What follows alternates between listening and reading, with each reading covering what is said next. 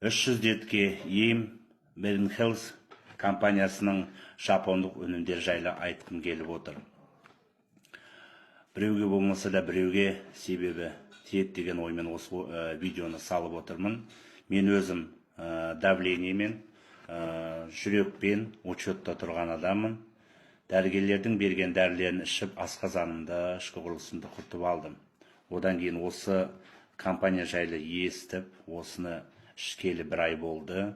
Результат керемет. Қазір дәрілердің барлығын сырып қойдым, ешқандай дәрі ішпеймін, тек қана осы витаминдерді ішіп жатырмын. Ауырғанша ауырмайтын жол ізде дейді. Мүмкін біреуге, болмаса да біреуге осы мүмкін видеом іске жарап жатса, мен қуанатын боламын. Мынау әр